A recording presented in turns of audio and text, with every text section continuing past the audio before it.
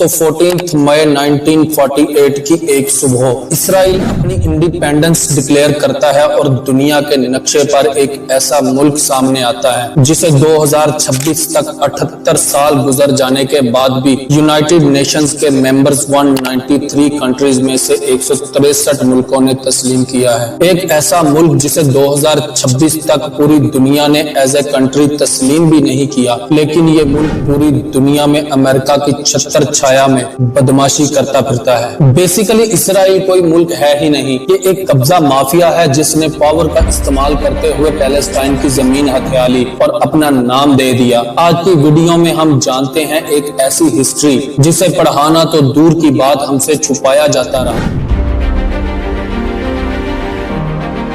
अस्सलाम वालेकुम दोस्तों, एक ऐसी स्टेट की कहानी जहां लोग चैन से रहते थे, अपनी मर्जी से अपने रिलीजन और कल्चर के मुताबिक जिंदगी गुजार रहे थे।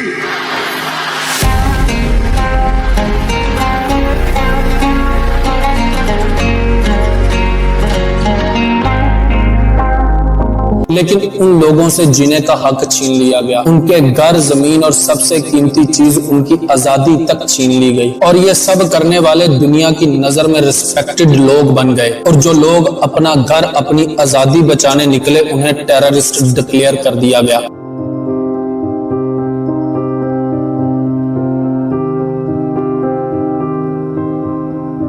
मैं बात कर रहा हूं पैलेस्टाइन स्टेट की, जिसे इसराइल ने ऑक्युपाई कर रखा है। आइए समझते हैं कैसे इसराइल ने फलस्तीनी लोगों का हक मारा और कब्जा करते करते पैलेस्टाइन की जमीन को अपना नाम दे दिया।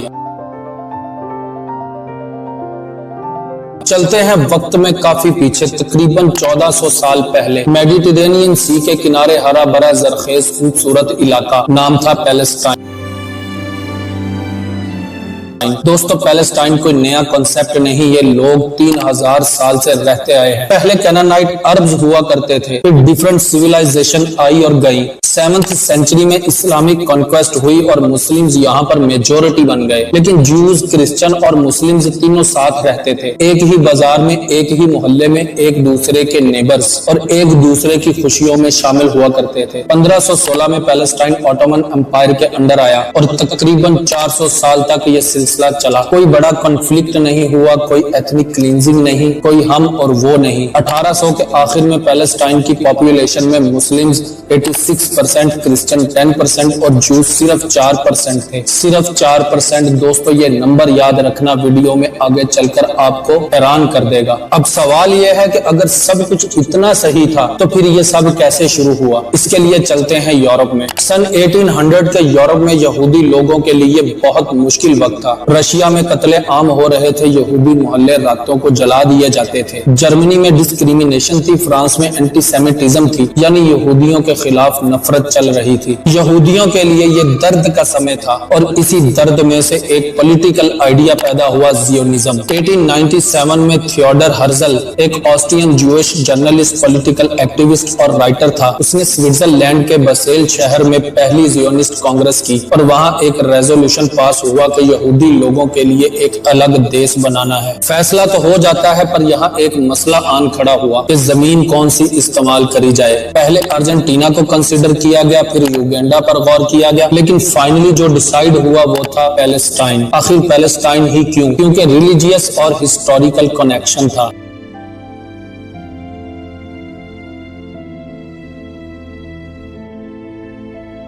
लेकिन एक फंडामेंटल प्रॉब्लम था, वहां पहले से लोग रहते थे। 96% नॉन जूइश पॉपुलेशन थी। असली लोग अपने घर में, अपनी जमीन पर। आप कोई भी लॉजिक लगा लो, अगर आपको घर चाहिए तो किसी और का घर छीन कर रहने लग जाना किसी भी एंगल से जस्टिफाई नहीं होता। यही सवाल जियोनिस्ट लीडर से पूछा जाने लगा, लेकिन उनके पास कोई जवाब था ही नहीं। इसीलिए उन्होंने एक और रास्ता ढूंढा और वो रास्ता था ब्रिटिश गवर्नमेंट। जियोनिस्ट को यह रास्ता मिलता है 1914 को, जब वर्ल्ड वार 1 शुरू हुई। ब्रिटेन जर्मनी से लड़ रहे थे, जंग लंबी खिंचती चली जा रही थी। ब्रिटिश को रिसोर्सेज चाहिए थे, सपोर्ट चाहिए थी, खास तौर पर अमेरिका की सपोर्ट, क्योंकि अमेरिका अभी तक वॉर में नहीं आया था। और यहाँ जियोनिस्ट लीडर्स ब्रिटेन को एक डील प्रपोज करते हैं, हम अमेरिका को इस वार में ब्रिटेन के साथ लाकर खड़ा करते हैं, लेकिन बदले में ब्रिटेन पैलेस्टाइन में हमारे लिए जूइश होमलैंड के लिए सपोर्ट करेंगे। बर्तानिया ने जियोनिस्ट सपोर्ट हासिल करने की कोशिश की ताकि जूइश ओपिनियन इंटरनेशनली अपने साथ मिला सके, ये उनका पॉलिटिकल कैलकुलेशन था। और ब्रिटेन जो जंग को जीतने के लिए किसी भी हद तक जाने को तैयार थे, जियोनिस्ट के इस प्रपोजल पर राजी हो गए और 2 नवंबर 1917 को बालफोर डिक्लेरेशन हुआ। British foreign secretary Arthur James Balfour ने एक चिट्ठी लिखी, सिर्फ एक पेज की चिट्ठी, जिसमें लिखा था ब्रिटिश गवर्नमेंट पैलेस्टाइन में जूइश होमलैंड एस्टेब्लिश करने को सपोर्ट करती है। दोस्तों अब इस चिट्ठी को डाइसेक्ट करते हैं।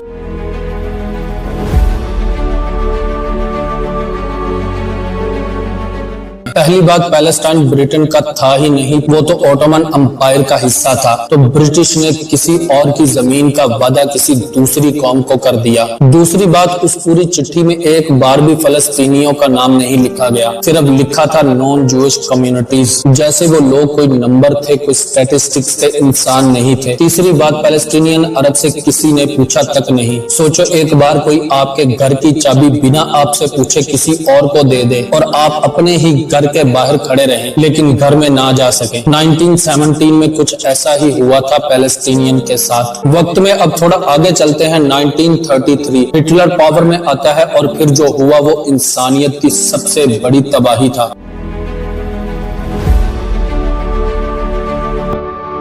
यानी होलोकॉस्ट, 60 लाख यहूदी बेदर्दी से कत्ल कर दिए गए।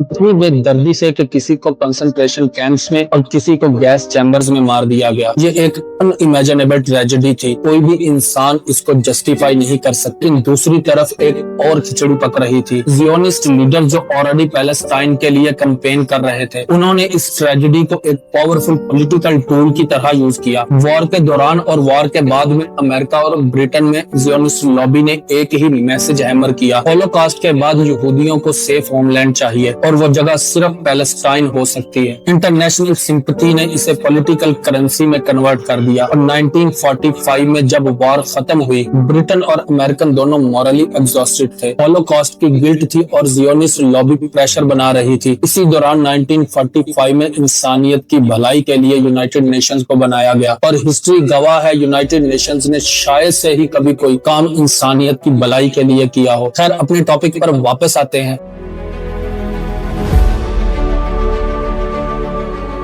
और यूएन के पहले बड़े एजेंडाज में से पैलेस्टाइन था। स्टेज सेट हो चुकी थी, अब सिर्फ एक काम बाकी था, जमीन का बंटवारा। 1947 में United nation general assembly resolution 181 के मुताबिक पैलेस्टाइन को 2 हिस्सों में बांटने का प्लान बना लिया गया। इस प्लान के मुताबिक पैलेस्टाइन में 33% यहूदी पॉपुलेशन जिनके पास 7% लैंड थी जो कि उन्होंने खरीदी हुई थी, उनके लिए 55% जमीन एलोकेट कर दी गई। लेकिन 67% पैलेस्टीनियन अरब पॉपुलेशन जिनके पास 93% जमीन थी, उनको श्रिंक करके 42% लैंड एलोकेट की गई और 3% जमीन यूरोशिलम के लिए अलग कर दी गई। मोटे मोटे तौर पर बात करी जाए तो यूनाइटेड नेशंस ने अपने सफर का आगाज ही नाइंसाफी से किया था और यह सफर आज तक जारी है।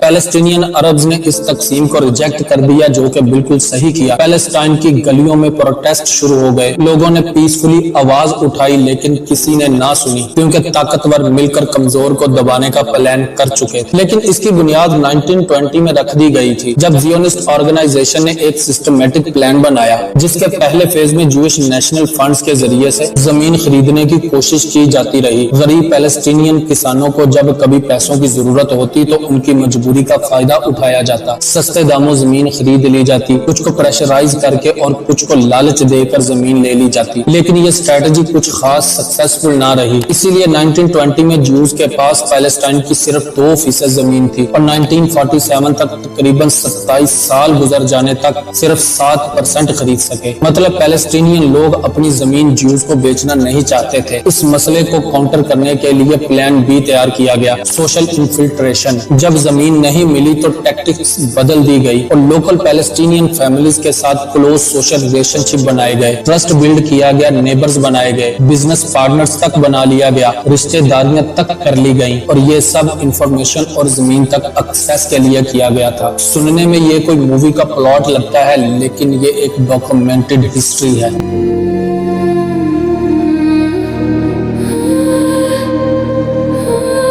जब इस टैक्टिक ने भी काम नहीं किया तो प्लान सी तैयार किया गया, वो था डर। 9 अप्रैल 1948 की एक रात पैलेस्टाइन में एक छोटा सा गांव नाम था दीर यासीन। तकरीबन 600 लोग वहां रहते थे, आम लोग, किसान, औरतें, बच्चे और बूढ़े। उस रात जियोनिस्ट पैरामिलिट्री ग्रुप्स उस गांव में घुसते हैं और 107 सिविलियंस को कत्ल कर देते हैं और वजह थी जमीन पर कब्जा करना और बाकी पैलेस्टीनियन में खौफ फैलाना ताकि वो खुद ही भाग जाएं और अपने घर छोड़ दें। और ऐसा ही हुआ। दीर यासीन की खबर जब फैली तो लाखों पैलेस्टीनियन घर, खेत सब कुछ छोड़कर भाग गए।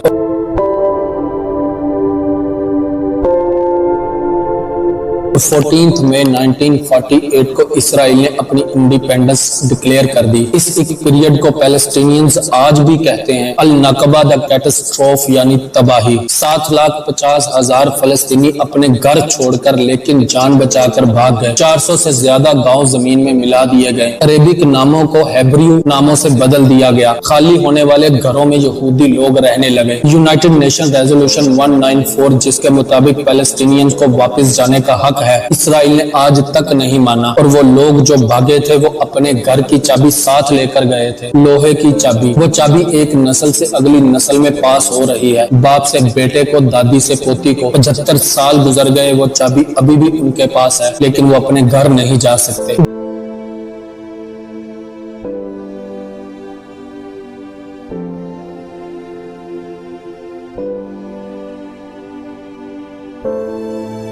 दोस्तों, इस वीडियो में आपके सामने डॉक्यूमेंटेड हिस्ट्री और फैक्ट्स रखे गए कि एक कौम थी जो सदियों से अपनी जमीन पर पीसफुली रहती थी। किसी को एक पॉलिटिकल आइडिया आया, यूरोप में एक जंग हुई, वर्ल्ड वार 1। उसी के दौरान एक डील हुई ब्रिटेन और जियोनिस्ट के बीच में। फिर एक चिट्ठी लिखी गई, यानी बाल्फोर डिक्लेरेशन। दीर यासीन में एक मैसेकर हुआ और 7,50,000 लोग अपनी ही जमीन पर अजनबी बन गए। ये रिलीजियस वॉर नहीं थी, ये पहले जमीन खरीदने की कोशिश थी। कामयाब होने पर बाय फोर्स इस जमीन को हथिया लिया गया। मतलब ये कोई एक्सीडेंट नहीं था, ये एक step by step calculated plan था। और आज भी जब आप ये वीडियो देख रहे हैं, गाजा में बच्चे, औरतें और बूढ़े मौजूद हैं जो सिर्फ ये चाहते हैं उन्हें अपनी जमीन पर इज्जत के साथ जीने का हक वापस मिलना चाहिए। लेकिन अमेरिका और इसराइल जैसे लोग जो खुद को अमन का देवता समझते हैं या कहलाते हैं, इन देवताओं ने इन लोगों से जीने का हक छीन लिया है।